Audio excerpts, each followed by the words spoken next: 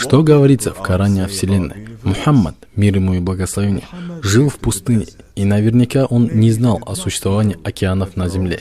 Итак, насколько глубокими были их знания об окружающих их Вселенной? Может, кто-то из них знал то, что заслуживало бы Нобелевской премии спустя 14 веков. В 2011 году трое ученых, Брент Шоннет, Сол Перлмуттер и Адам Райс, были удостоены Нобелевской премии. Они исследовали десятки так называемых сверхновых звезд, звездных взрывов, и пришли к выводу, что скорость расширения Вселенной увеличивается. Комитет подтверждает, что это открытие стало настоящим сюрпризом для всех. Однако в Коране говорится, что это не было удивительным ни для кого.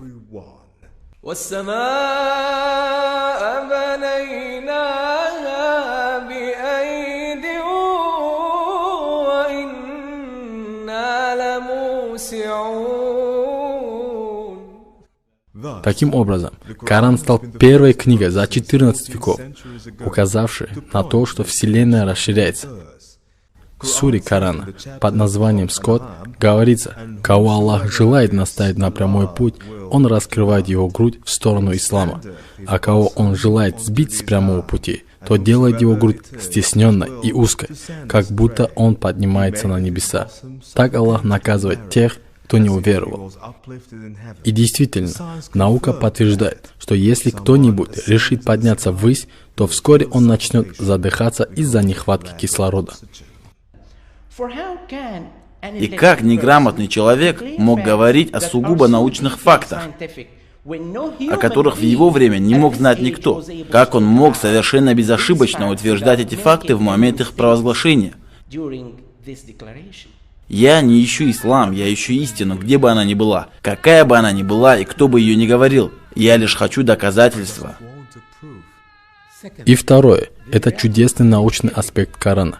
В нем мы найдем научные факты, которые были открыты позднее, в конце 20-го, начале 21 века.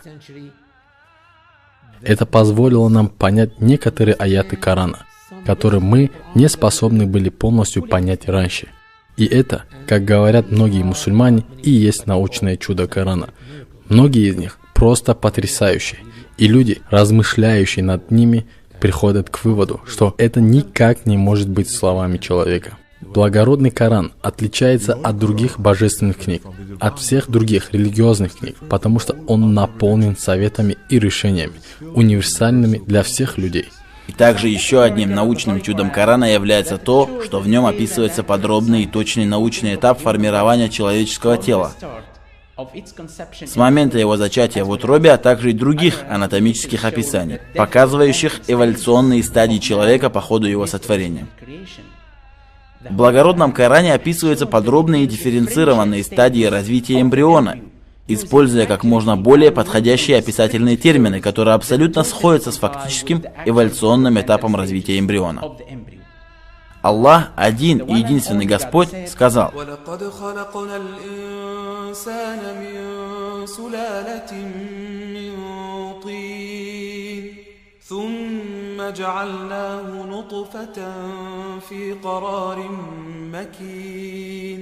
ثم خلقنا النطفة علقة فخلقنا العلقة مضغة فخلقنا المضغة عظاما فكسونا العظام لحما ثم أنشأناه خلقا آخر فتبارك الله أحسن الخالقين.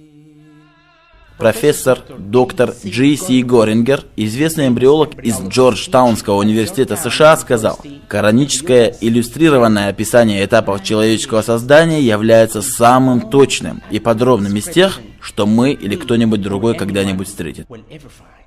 Что это за элемент, который присутствует в каждой живой клетке? Чтобы ответить на этот вопрос, нам потребуется биолог. Однако, если бы вы жили в 14 веков назад в пустыне и сказали бы кому-нибудь, что все, что он видит, имеет в своем составе воду, то он бы ни за что вам не поверил. وجعلنا من الماء كل شيء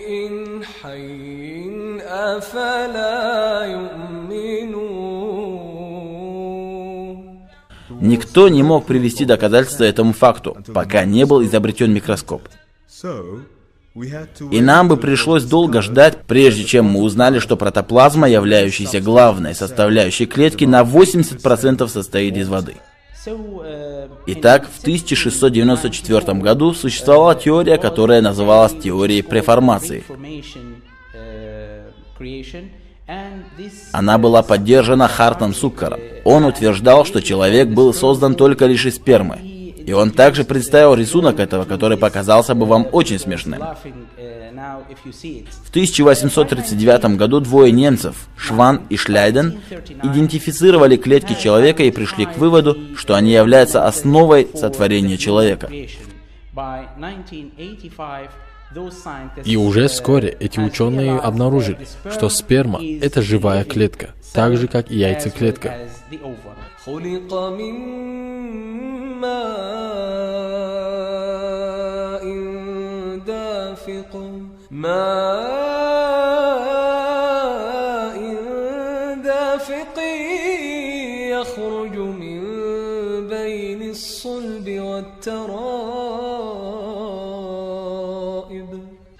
С давних времен ученые не раз признавали теорию под названием «тест на лживость», предоставленную в Коране. Она гласит: если вы утверждаете, что эта книга лжет, то докажите это. Напишите аяты, подобные ее аятам. Попытайтесь фальсифицировать факты. Но за 14 веков никто так и не смог сделать это, что доказывает, что это истинная книга. В 1875 году немецкий ученый Херцег в результате исследований, проведенных им, смог разглядеть процесс оплодотворения яйцеклетки сперматозоидом. Этим он доказал, что сперматозоид и яйцеклетки оба играют одинаковую роль в формировании оплодотворенной зиготы. В то время это был единственный ученый, сумевший описать процесс оплодотворения яйцеклетки сперматозоидом. Однако задолго до этого открытия в Коране были описаны все эти стадии с волшебной точностью. И эти стадии были указаны в должном порядке, без использования каких-либо технических средств, например, эндоскопа. В Коране есть один признак, которого не встретишь ни в одной другой книге. И когда в нем упоминается какая-либо информация, то дальше говорится следующее: «Ты не ведал об этом раньше, ни ты, ни твой народ». Мекканские многобожники, испытывавшие сильную вражду к исламу, не разглашали эту информацию, говоря, что это не является чем-то новым. Или они знали, откуда Мухаммад, мир ему и благословение Аллаха, принес это. На самом же деле они не могли бросить этому вызов, поскольку для них эта религия была абсолютно новой. Профессор Морис Букай, известный французский хирург, сказал: «Полное сходство между Кораном и современной наукой совершенно отвергают ошибочные предположения, что будто бы Коран — это слова Мухаммада, саллаллаху алейхи вассалям. Очень точные аяты Корана не оставляют в тени сомнения, что это слова Аллаха, и они никак не могут быть словами человека, даже если это сам пророк Мухаммад, саллаллаху алейхи вассалям». Когда в Коране говорится о живых организмах, то используются очень точные и однозначные выражения. На арабском языке аят может поменять свое значение в зависимости от пола, и поэтому в Коране пчелы, строящие пчелиные клетки, выражены женским родом. Откуда Мухаммад мог знать об этом? Также, когда в Коране говорится о муравьях, то упоминается следующее: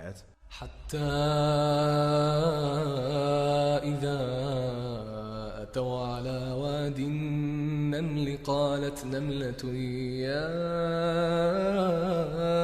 أيها النمل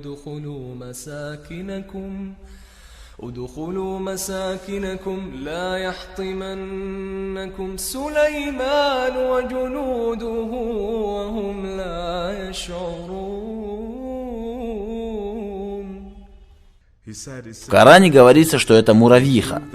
И он доказывает, у муравьев есть королева, самка. Далее в Коране говорится, что муравьиха обратилась к другим муравьям. Во времена пророка это считалось чем-то нереальным и сказочным. Но это именно то, что открыл профессор Роберт Хайклинг в 19 веке. После 6 лет изучения было установлено, что эти насекомые обращаются друг с другом настоящим голосом.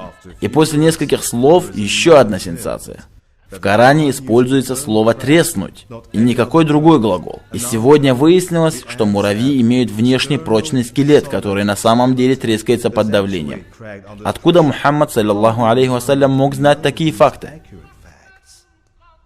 Не только профессор Морис Букай, известный французский хирург, но также и профессор-нейрохирург Чарльз Балтимор из Корнельского университета США. После того, как услышал о 56-м аяте суры «Женщины», в котором всемогущий Аллах говорит: «Всякий раз, когда их кожа приготовится, мы заменим ее другой кожей, чтобы они вкусили мучения», глубоко задумался, а затем сказал: «Нам потребовались 10 лет, чтобы понять, как функционирует и когда возникает болевая чувствительность». Однако в Коране это было сказано в одном предложении. Итак, следующее, что мы вам покажем, если Аллах пожелает, это некоторые из научных фактов, упомянутых в Коране, или, как мне всегда хотелось назвать их, нектары науки, скрытые в благородном Коране. Поистине, это переходит все границы мыслимого. Все эти чудеса, научные факты, законоположения, философия, астрономия, биология, без единой, хотя бы мельчайшей ошибки, ни один человек не смог бы придумать подобное. Однако из самых поразительных вещей для жизни Запада, когда они читают Коран, это то, что после внимательного прочтения некоторых его сур, они понимают, что Коран совсем не такой, какой они себе его представляли. И все, что они слышали про Коран раньше, исчезает уже после прочтения нескольких страниц. И для них эта древняя книга бедуинов в пустыне превращается в книгу, отвечающая на современные проблемы человечества. Коран становится для них скорее морем знаний, чем обычной книгой, которую они добавят в свою библиотеку. Каждый аят книги Аллаха содержит в себе определенную часть знаний, которую люди могут использовать для развития науки и открытия тайн Вселенной и создания жизни. Если эта книга не является откровением от Бога, то тогда это обман. Если это обман, то в чем состоит ее обманчивость? Естественно, если скептики все же настаивают на своих утверждениях о том, что Коран — это ложь, то тогда они должны привести доказательства в поддержку своих утверждений. В противном случае у вас никогда не будет права говорить подобное.